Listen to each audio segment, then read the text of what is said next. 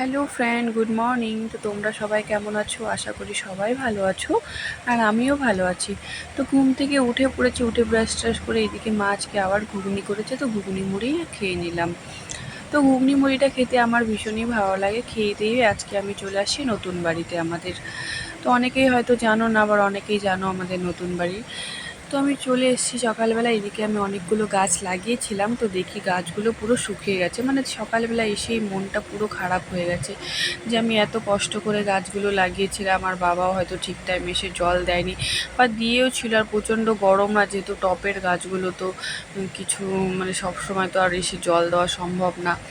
তো এদিকে মা কুমড়ো গাছগুলো লাগিয়েছিল, কুমড়ো গাছটা খুব সুন্দর হয়েছে। তো আমরা এবার ভেতরে যাচ্ছি রুমে। তো এখানে আমাদের থাকা হয় না তেমন, মাঝে মধ্যে এসেই থাকা হয়। পুরনো বাড়িতেই থাকি, যেহেতু ছোটো থেকেই পুরনো বাড়িতে থাকি, তো পুরনো বাড়িতে একটা আলাদাই আছে, মানে টান থেকে গেছে যে ওই বাড়িটা ছাড়তেই ইচ্ছা করে না।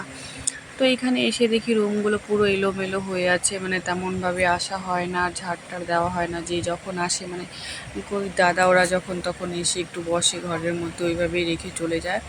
তো আমি আর বাবলি এসে আগে রুমগুলো বিছানা টিছানাগুলো ঠিক করে ঝেড়ে টেরে এবার রুমগুলো আজকে ঝাড়ু দিব।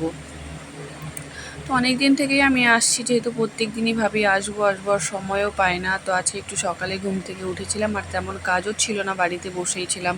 তো হঠাৎ করে মনে হচ্ছে না আজকে এই বাড়িতে একটু আসি। তো দেখছি প্রচণ্ড নোংরা হয়েছে, যেহেতু বন্ধ থাকে তবুও নোংরা তো হয়ে যায়। তো আমি সব রুম টুমগুলো আজকে সুন্দরভাবে ঝাড়ু দিলাম। তো মোছার আমার ইচ্ছে করছিল না গরমের মধ্যে, যেহেতু আমি শুধু ঝাড়ুই দিয়েছি। তারপরে আমি চলে গেলাম ছাদে। এদিকে দেখি বাবলি ফুল গাছগুলোতে জল দিচ্ছে। তো গাছগুলো শুকিয়ে গেছে, বৃষ্টির দিন তো বৃষ্টি তো খুব কমই হয়, তো জলও দেওয়া হয় না অতটা। তো ছাদে এসে আমি একটু ভিডিও করলাম। দেখতেই পারছো মন্দিরের পাশেই আমাদের বাড়ি। অনেককে হয়তো আমি ব্লগে বলেছিলাম এর আগে ভিডিওতে, যে মন্দিরের পাশেই আমার বাড়ি। এই বিল্ডিংগুলো কিন্তু মন্দিরেরই, দেখতেই পাচ্ছ তোমরা, ওই যে মন্দিরটাও দেখতে পাচ্ছ।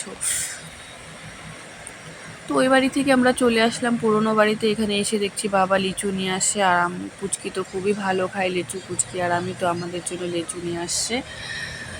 তারপর আমরা রেডি টেডি হয়ে স্নান টান করে বেরিয়ে পড়লাম পার্লারের জন্য। তো পার্লারে প্রায় ঢুকে পড়েছি। গরম, মানে রৌদ্র তেমন একটা নেই, কিন্তু গরম ভীষণ আজকে। তো পার্লারে ঢুকে পড়েছি, এসেই বসে পড়লাম। পুচকি তো খুব ক্লান্ত হয়ে গেছে, গরমের মধ্যে হেঁটে হেঁটে আসে। তো দেখি সুমিত্রা, বুনু ওরা বসে বসে ফোন ঘাঁটছে। তারপর পুচকি বলছে আজকে শ্যাম্পু করাবে। তোকে বাড়িই বলছিলাম শ্যাম্পু করতে, বলছে না করবো না, পার্লারে গিয়ে করবো। আর এখানে এসে শ্যাম্পু করতে তো প্রচণ্ড ভালোবাসে। তোর শ্যাম্পু করে দিলাম। এদিকে দেখি কাস্টমারও চলে এসছে। তো বুনু এদিকে হেয়ার কাটিংগুলো করাচ্ছিল, আর আমি একটু পুচকিকে মেহেন্দি পরিয়ে দিলাম। পুচকি অনেক দিন থেকেই বলছিল মাসিমণি একটু মেহেন্দি পরিয়ে দাও। তো আমিও সময় পাচ্ছিলাম না তেমন, তো আজকে ওকে একটু সিম্পলভাবে মেহেন্দিটা পরিয়ে দিলাম। তো তোমরাও দেখে নাও কেমন হয়েছে মেহেন্দির ডিজাইনটা।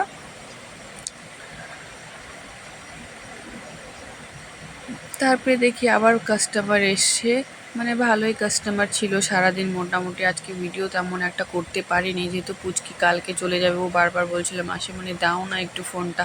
তো আমার ফোনটা বেশিরভাগ ওর কাছেই থাকে। তো এইদিকে পুচকি আবার বুনুকে একটু মেহেন্দি পরিয়ে দিচ্ছে।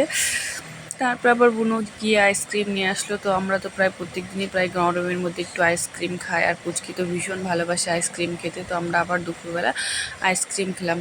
তো কাজ হচ্ছিল ওইদিকে, ফোনের মধ্যে অত ভিডিও করিনি। তো ওইদিকে আমরা বেরিয়ে পড়লাম, মানে আজকে একটু তাড়াতাড়ি বেরিয়ে পড়লাম। মা বলছিল একটু তাড়াতাড়ি চলে আসিস। তো পুচকির একটু রিল তোমরা দেখে না, ওর অ্যাক্টিংগুলো খুবই সুন্দর, খুবই কিউটি আমার মামাটা। কালকে চলে যাবে, ওই জন্য মনটা ভীষণ খারাপ। আবার কবে ছুটি হবে তারপরে আসবে। তো গুড নাইট ফ্রেন্ড, আবার কালকে দেখা হবে। বা